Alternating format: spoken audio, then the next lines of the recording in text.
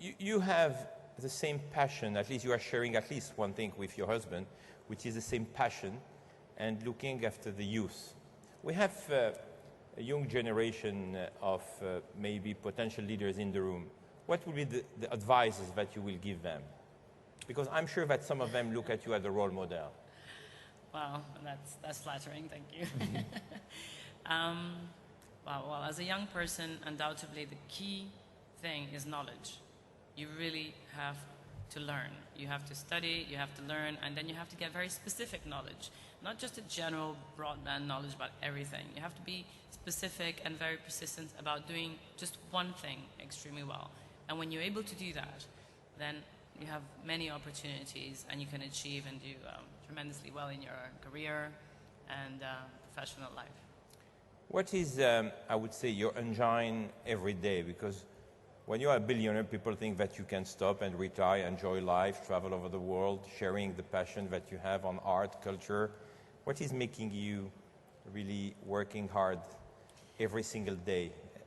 And thank you for coming here for a few hours, by the way. Something quite funny, which is about the cliches. Okay? Yeah. So cliches and labels are, a little bit difficult. And of course, how does one manage a cliche or a label? So I'm not too concerned about the cliches and the labels. I think really what one has to do is just what you do normally. I mean, if you enjoy working, you work. If you enjoy being with your children, you spend time with your children.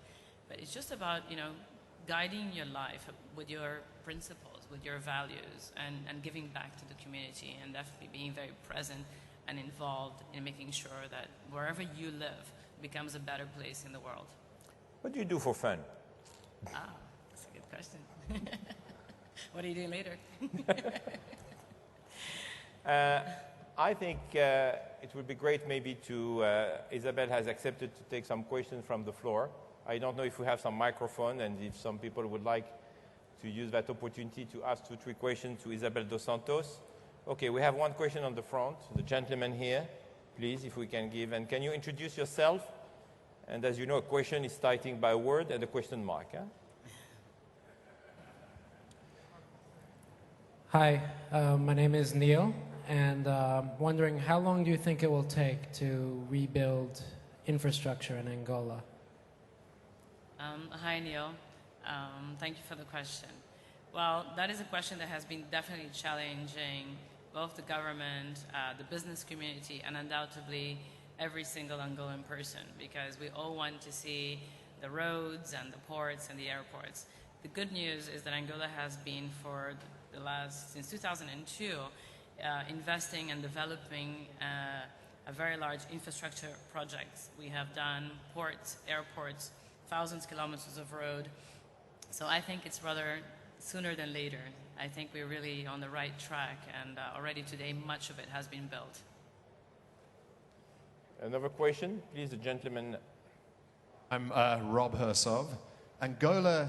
Can you introduce yourself, yes, please? I'm Rob Hersov, a man of many investments and businesses in Africa and elsewhere. I was in Luanda recently, and I must say it's a very impressive city. Angola, South Africa, and America have had a very positive influence on the DRC. The DRC's had a number of years of stability, and as a result, there's been extraordinary economic growth and some amazing business success stories there. Can Angola continue that in other countries, try and bring stability and peace to other countries in Africa? And is that Angola's intention to be a bit more active in Africa? Thank you, Rob. Well, Angola has enjoyed stability, security, and peace. And these three factors have contributed to economic growth. And the fortunate thing is this economic growth has translated into infrastructure that has been able to integrate people and to provide new business opportunities. So today, there are many investors or Angolan business leaders who are looking at other regions around Africa, DRC being one. And of course, I believe that investment goes both ways. So certainly we will have investors coming from the DRC enjoying opportunities in Angola and vice versa. If I'm an investor who wants to invest in Angola, what would be the best advice that you will give me? in which area should I go, and what is the best way to navigate to have easy access in Angola? Well, we have many opportunities. It's a country with an amazing potential. It goes from mining to fishing to technology, pharmaceuticals. There's a whole diverse range of areas where an investor could potentially come and invest. We also have a very positive investment code which allows a lot of tax breaks for people who are interested to come in. We have a lot of support and advice in terms of banking sector, being able to provide support to foreign investors who want to come in. We have good advisory services. All the big international top advisory firms are now in Angola. They have extremely good country knowledge. So if you go to any of them, they have very good country data and are able to guide you through for your investment. And what would be the easiest access? I Through mean, you? For the agency? Yeah, the for an investor. The investment, yeah. No, we have an investment agency. They have a fast track. It's a 45-day investment model, so I don't think you can get any faster than 45 days. So. One more question? Yes, number one. Thank you very much. Isabel dos Santos, I will start by saying I'm very glad by speaking to you in this forum, especially because I speak Portuguese, and it seems like we've inherited the same official language from Portugal. My name is Helder Malaweni from Mozambique. I'm here representing the Africa 2.0, which I would be really very glad to provoke Isabel so she can get curious about what is Africa 2.0, and please for you to join it, because it's one of those organizations that came in Africa, led by a young African, and brought other young Africans to say, together we can, and we can work in the name of Africa to turn opportunities into realities. And what is your question now? Yes, the question is not even a question. It's okay, to so invite, it's 2 minutes publicity for Africa 2.0. is to invite Excellent. Isabel to become member of the Africa 2.2. Thank you for the invitation. Quelle est votre question, juste rapidement? Oui, nous n'avons pas la culture du numérique. Oui. Donc, quelle stratégie Oui. pour que l'investissement réalisé soit capitalisé? Parce que tout ce qui est fait comme développement institutionnel, communication, au jour d'aujourd'hui, il n'y a pas de lieu. Donc, Isabelle quelle va est vous la répondre. stratégie? Merci. beaucoup. Merci de votre question. En fait, vous touchez un point qui est très important. Sans doute aujourd'hui en Afrique, on a encore des taux d'analphabétisme qui sont très importants. Et les solutions ne sont pas encore tout à fait là.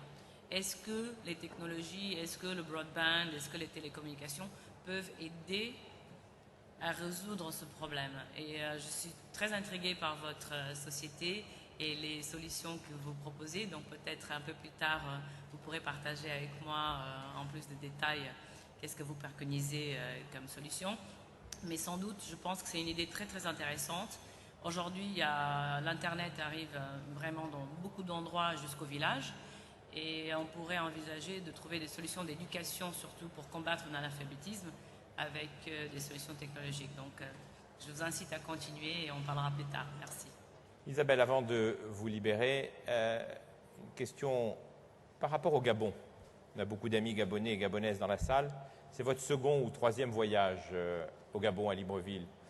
Quelle est l'image que vous en avez en tant qu'investisseur, en tant qu'entrepreneur, qui sillonnez beaucoup en Europe et également sur le continent? Quelle perception vous donne en toute franchise le Gabon aujourd'hui?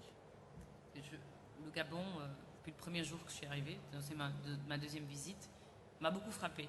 Je pense que c'est un pays qui est très très beau, mais à part ça, c'est un pays qui a un potentiel incroyable et surtout les gens sont très conscients de ces potentiels. Le Gabon, c'est un pays qui a un vrai plan. Il a un plan stratégique, il a des axes de développement qui sont clairs. Et un investisseur qui aimerait venir et travailler ici, je ne pense pas que c'est difficile parce qu'on peut clairement voir quelle est la vision stratégique du pays et où ce pays va aller d'ici à 5-10 ans. Vous investeriez au Gabon? Absolument. Merci Isabelle. Merci.